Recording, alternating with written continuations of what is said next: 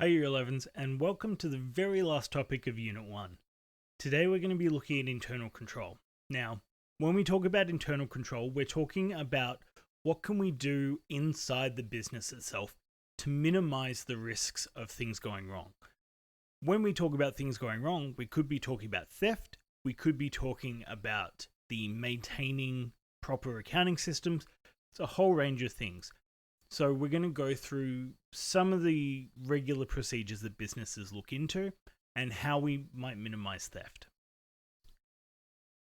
So the definition that we use for internal control when it comes to VCE accounting is it's the series of practices and procedures that we use to make sure that our accounting system is accurate and both theft and fraud are minimized and we protect the assets of the business. Now, the cash generated by a business is often the biggest target for thieves, whether it's a robbery or whether it's internal fraud. So a lot of our control procedures are put in place to minimize this because it's quite often the case when theft occurs, these processes aren't in place. This can help service businesses to avoid theft, and it can also help trading businesses who regularly deal in inventory to avoid theft of inventory as well. Some of the most common internal control methods we have include rotating duties amongst employees. So we don't always have one employee in a particular area year after year after year. We don't have employees on one register maintaining that register year after year after year. Another one is separation of duties. So no one person controls a process from start to finish within the accounting system. So this is particularly important when cash is involved.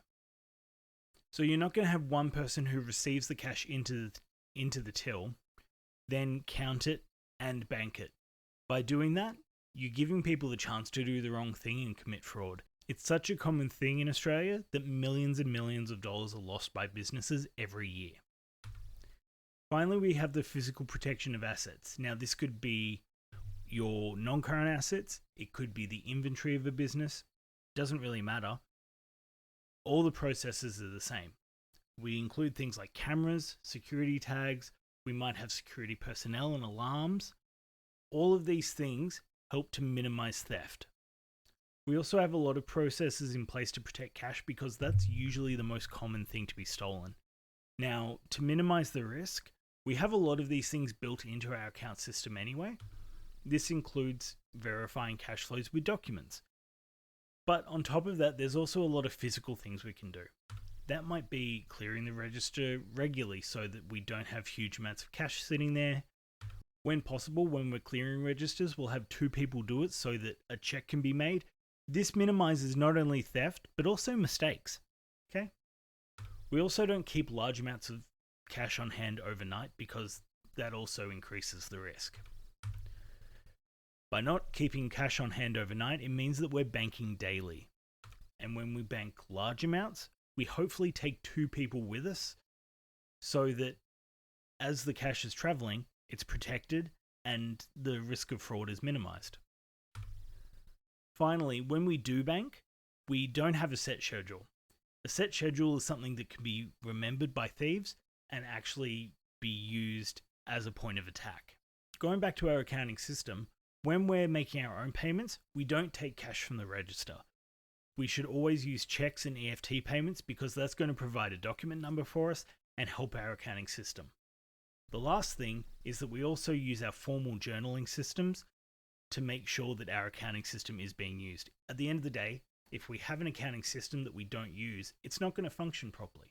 So a lot of these internal control methods might seem really common sense and straightforward, but it is important to remember that millions of dollars are lost every year by businesses in Australia.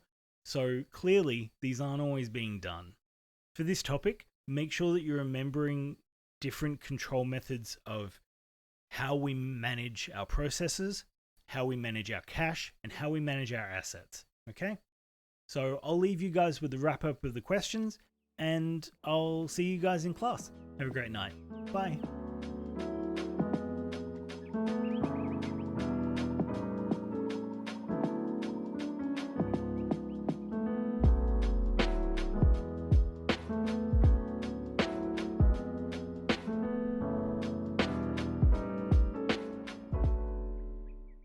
Oh, hi, thanks for checking in. I'm still a piece of garbage.